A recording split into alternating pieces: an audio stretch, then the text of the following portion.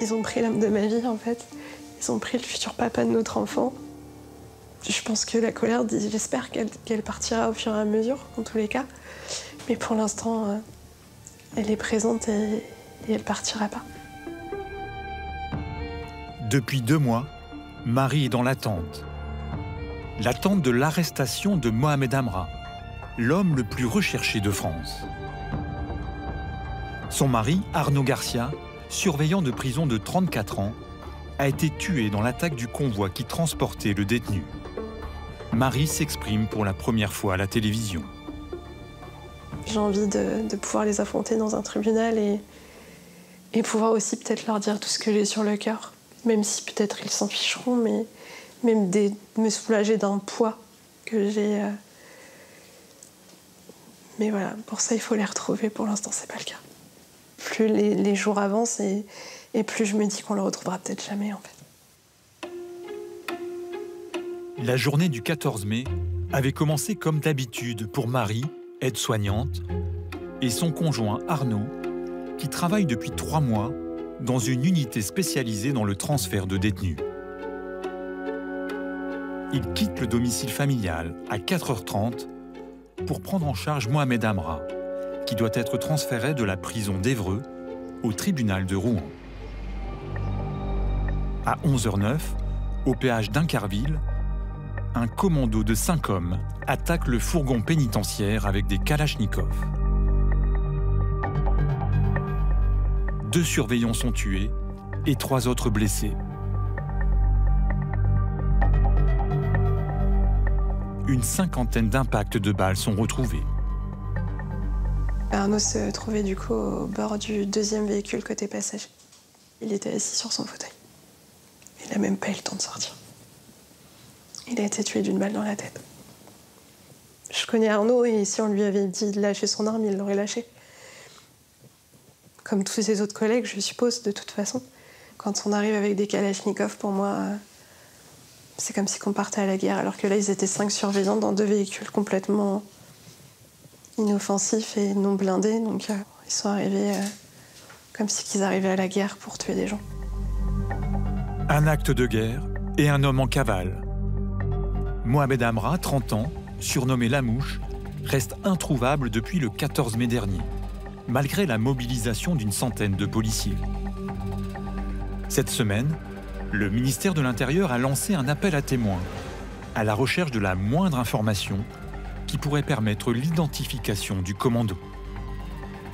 Révélation sur le profil de Mohamed Amra, sa traque et sa dangerosité peut être sous-évaluée.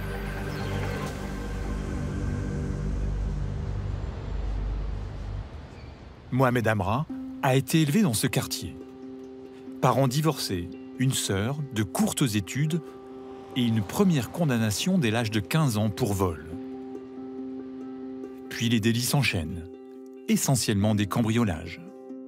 Comme sur ces images de vidéosurveillance, où il serait l'homme porteur de gants roses, en train de dévaliser en 2019 un magasin d'électroménager à proximité d'Évreux. Il est incarcéré à plusieurs reprises et se révèle être un détenu très agité, comme en janvier 2022 à la prison de la Santé à Paris, où les incidents avec les surveillants se multiplient. Mohamed Amra, c'est quand même un détenu qui posait beaucoup de problèmes. Quelqu'un qui avait des problèmes de discipline, des problèmes de trafic. C'est une personne chez qui on a retrouvé à plusieurs reprises des téléphones portables, des stupéfiants, enfin des choses qui étaient prohibées.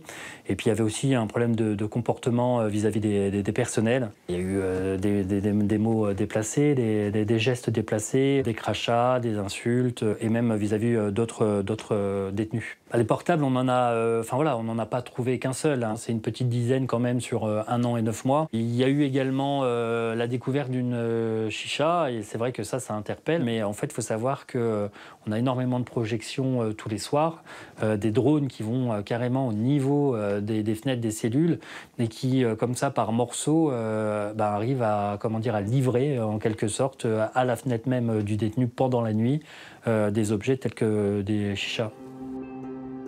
Les surveillances permettent une autre découverte. Mohamed Amra est parvenu à plusieurs reprises à retrouver sa petite amie Nawel au parloir.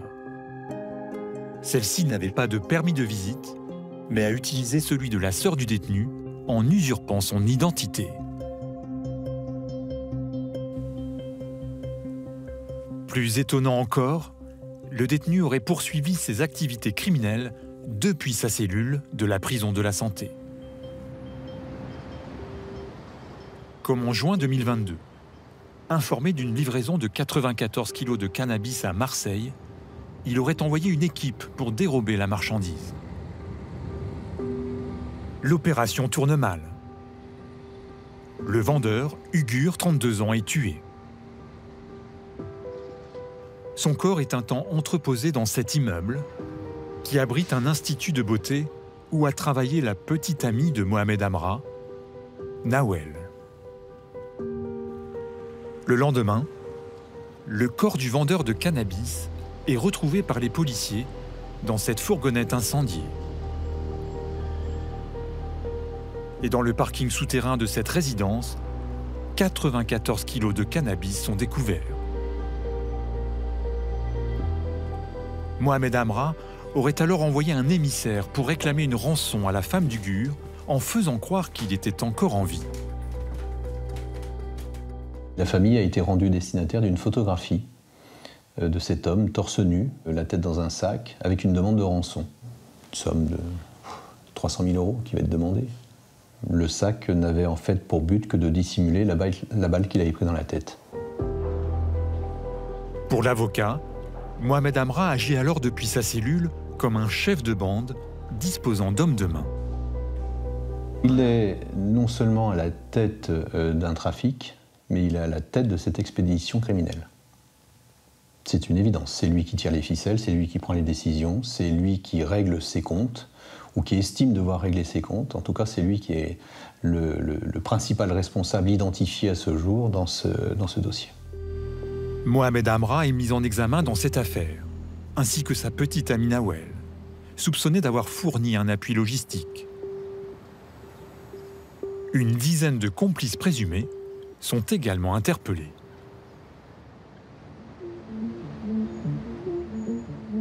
En juillet 2022, la juge en charge de l'enquête sur ce meurtre demande à ce qu'un micro soit placé dans la cellule de Mohamed Amra à la prison de la Santé.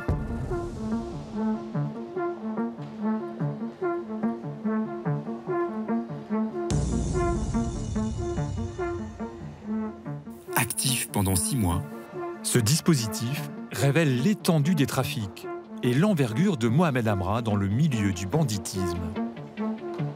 Voici quelques morceaux choisis.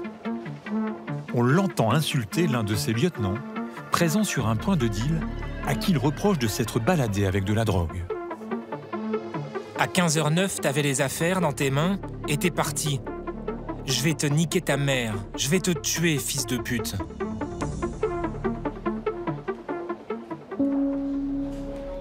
Il gère aussi son trafic et ses contacts en Colombie. J'ai un queumé, il est là-bas. Ils lui ont montré un labo. Il se renseigne pour acheter des armes. C'est quoi les tarots? Moi, je veux les personnaliser, avec la lunette, tout ça. Si c'est des Américaines, normalement, elles sont mises en mode rafale. Plus improbable encore, depuis sa cellule, il aide des complices à échapper aux gendarmes. Ouais, frérot. Attends, je vais te guider parce qu'il y a un barrage. Il y a les gendarmes au rond-point. Fais le tour. Prends à droite. Tu vas arriver à un stop.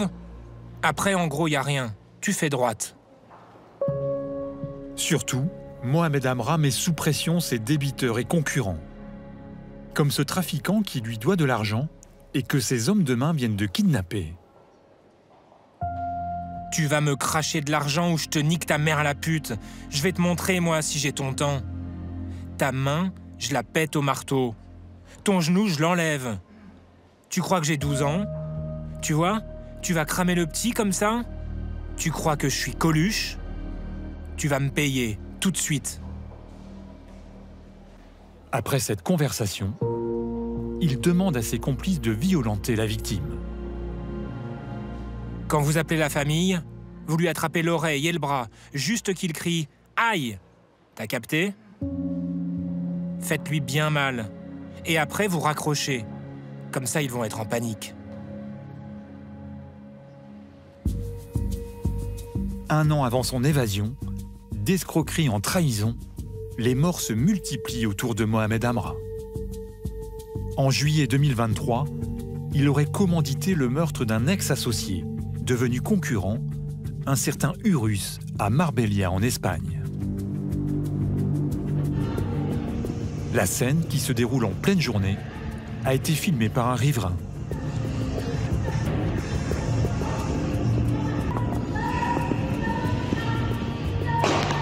Au milieu des passants, l'homme au maillot rouge armé d'un fusil d'assaut semble chercher sa cible avant de prendre la fuite.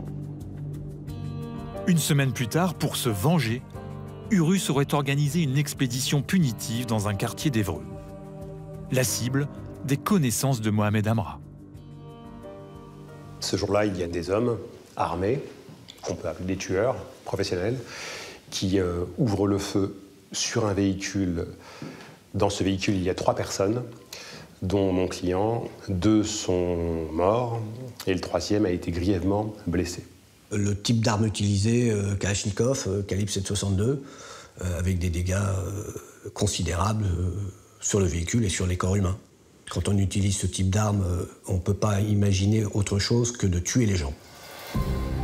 Même si aucune mise en examen n'a été prononcée dans ce dossier, ce litige entre Mohamed Amra et son concurrent serait lié à ce que les dealers appellent un carottage, une arnaque qui consiste à voler l'argent ou la drogue lors de transactions.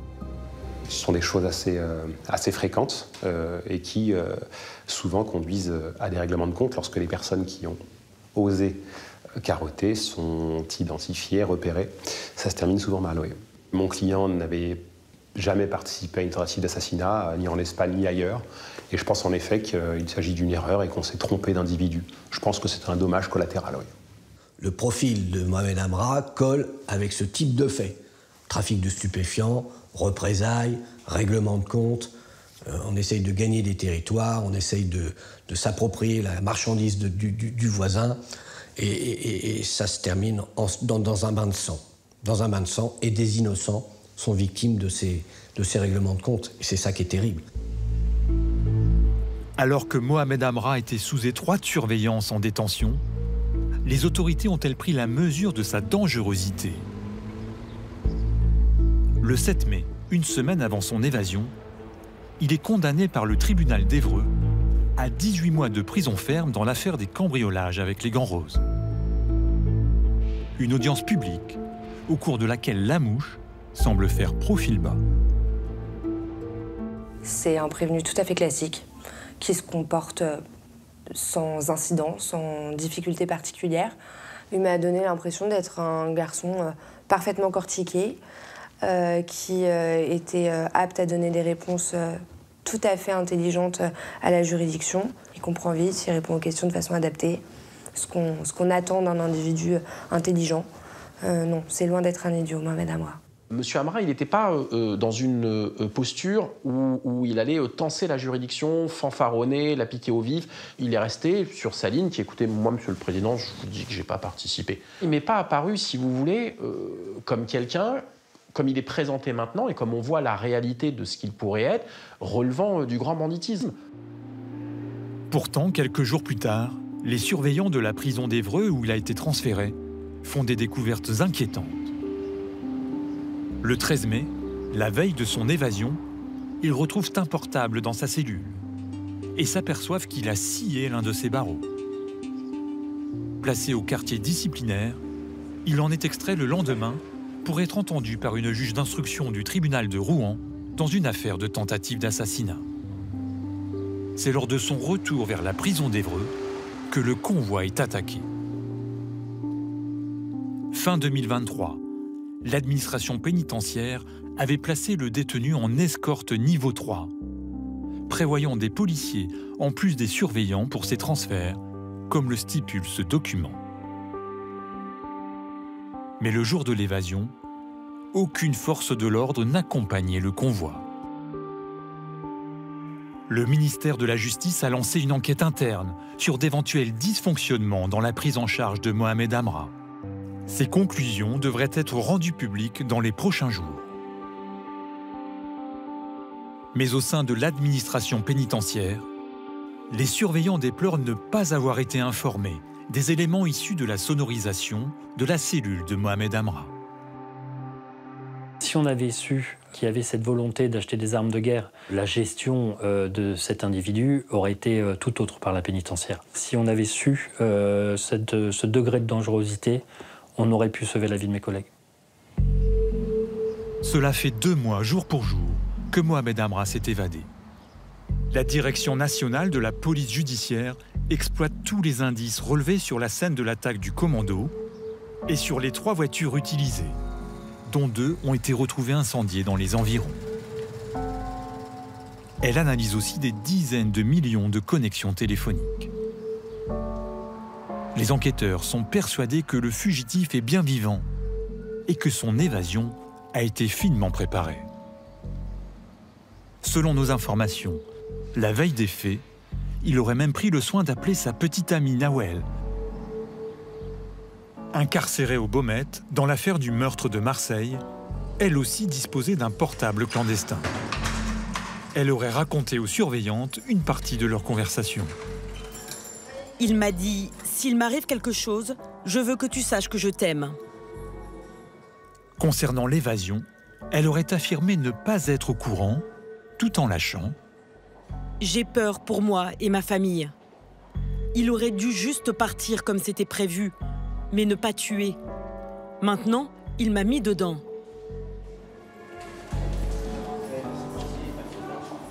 Un codétenu a aussi raconté aux enquêteurs que Mohamed Amra avait promis 5 000 € à toute personne pouvant lui procurer un téléphone et qu'il cherchait depuis des mois à s'évader. Ni les avocats de Nawel, ni ceux de Mohamed Amra n'ont donné suite à nos demandes d'interview. Dans l'attente de l'arrestation du fugitif et de ses complices, Marie, l'épouse d'Arnaud Garcia, l'un des 2 surveillants tués, se prépare à accueillir une petite fille et à lui parler de son père. Je dirais que son papa est mort en tant qu'héros et qu'elle peut être fière de lui et que son papa l'aurait sûrement aimé le plus fort possible et je lui dirais tout à lui en fait. Même si elle ne le connaîtra pas, elle le connaîtra quand même. Que ça soit de mon côté, que ce soit du côté de notre famille, ou que ça soit du côté de nos amis aussi qui sont hyper présents et qui seront là aussi pour lui parler de son papa. À titre posthume, le surveillant Arnaud Garcia ainsi que son collègue tué ont été nommés chevaliers de la Légion d'honneur.